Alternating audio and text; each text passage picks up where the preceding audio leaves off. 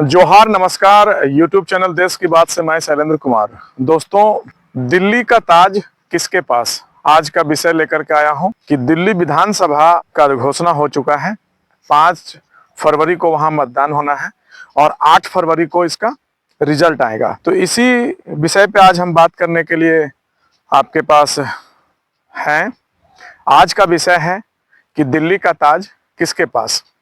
क्या तीसरी बार अरविंद केजरीवाल के नेतृत्व वाली आम आदमी पार्टी सत्ता में आएगी,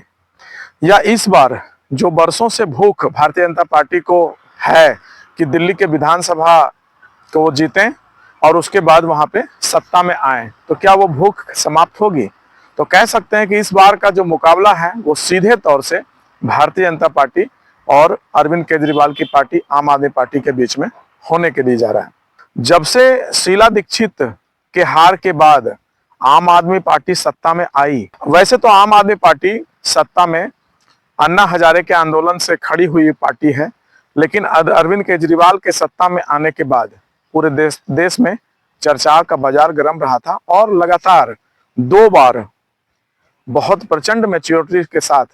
अरविंद केजरीवाल जिस प्रकार से दिल्ली के सत्ता में आए, ये अपने आप में काफी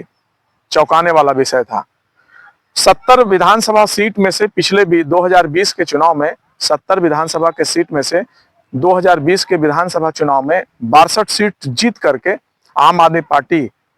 ने यह साबित कर दिया था कि दिल्ली में अरविंद केजरीवाल और आम आदमी पार्टी कितनी मजबूत है। स्टार्ट में तो आम आदमी पार्टी के पास युवाओं का एक फौज सा दिख रहा था, लेकिन इस बार 2020 का समीकरण कुछ बदलता हुआ दिख रहा है। उसका कारण यह है कि एक तो सबसे बड़ी बात है कि अरविंद केजरीवाल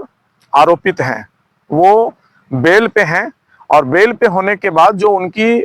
शुरुआत की जो छवि थी वो छवि अब नहीं रही। अब कहीं ना कहीं एक पक्के पॉलिटिशियन की तरह उनके बातों में, उनके कार्यशैली में सभी चीजें दिखती है। और जब आरंभ में वो आए थे तो नेट एंड क्लीन विचारधारा के साथ, साफ सुथरे विचारधारा के साथ वो सत्ता में आए थे, लेकिन आज की परिस्थिति बदली हुई है। आज जब अरविंद केजरीवाल का बात होगा तो ये भी बात होगा कि उन पे क्या क्या आरोप हैं, किस प्रकार से दिल्ली के सत्ता में घोटाले का उन पर आरोप लगा, वो जेल गए और जेल पे बेल पे छूटने के बाद अंततः उनको कुर्सी उन्होंने छोड़ दिया है। और छोड़ने के बाद, और कुर्सी छोड़ दिया है ये तो बात ठीक है, लेकिन कुर्सी क्यों छोड़ा? क्योंकि न्यायालय का इतना प्रकार का उनके ऊपर कानूनी बंदिश था जिसके कारण वो मुख्यमंत्री रह करके भी मुख्यमंत्री के कार्यों को सही से नहीं कर पाते, इसलिए अंततः उन्होंने इस्तीफा दिया और वहां पे मुख्यमंत्री आतिशी आज हैं। ये तो हो गया आम आदमी पार्टी का, लेकिन दूसरी तरफ भारतीय जनता पार्टी कैसे सत्ता में आएगी। लगातार जब से मोदी जी आए हैं तब से लोकसभा की सभी सीटें बीजेपी के पास रहती है, लेकिन विधानसभा जैसे ही चुनाव आता है तो वहां से भारतीय जनता पार्टी कमजोर पड़ जाती है और सत्ता घूम करके विधानसभा का अरविंद केजरीवाल के पास चला जाता है। तो क्या इस बार जो है सो नरेंद्र मोदी कुछ ऐसा विशेष वहां के लिए प्लान कर चुके हैं जिसके माध्यम से दिल्ली में विधानसभा चुनाव में भी बीजेपी आएगी। वैसे तो अरविंद केजरीवाल लगातार सत्ता में कई योजनाओं का लाभ दे रहे हैं और उसके लाभ देने के कारण ही वो सत्ता में कहीं ना कहीं लोगों के दिल पे अपना एक पहचान बनाए और उन्हें लगातार विधानसभा वोट जो है सो पड़े हैं। वो पानी वहां पे फ्री दे रहे हैं, 200 यूनिट से प्लस बिजली फ्री दे रहे हैं। शिक्षा में उन्होंने सुधार किया है, महिलाओं को बस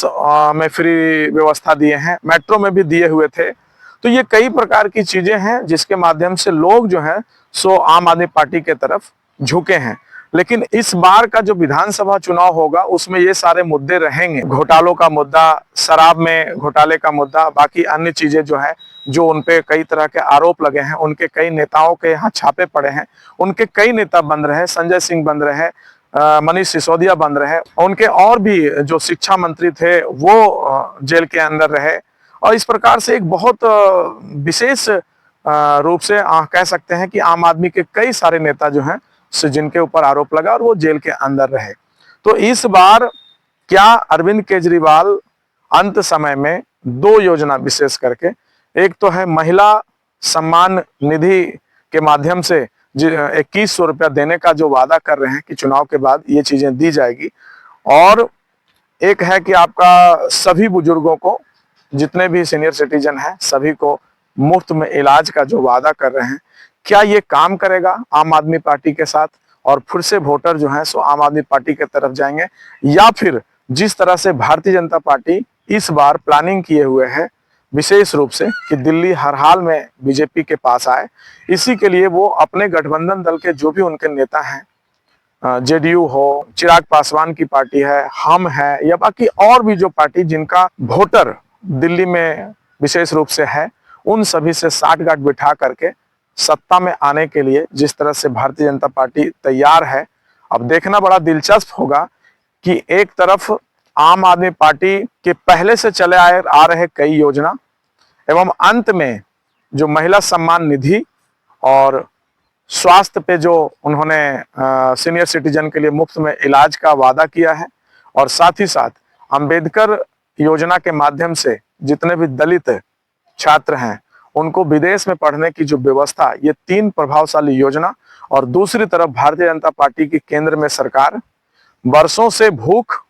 विधानसभा में जीतने की, और इस बार गठबंधन के सहयोगियों को लेकर के दिल्ली के विधानसभा में चुनाव लड़ना, ये दो देखने का बनेगा कि पलड़ा किनका भारी रहता है और वोटर किन से प्रभावित होते हैं। बीच में अब हम थोड़ा सा कांग्रेस का बात कर लेते हैं कि कांग्रेस को भी कम नहीं आंक सकते हैं।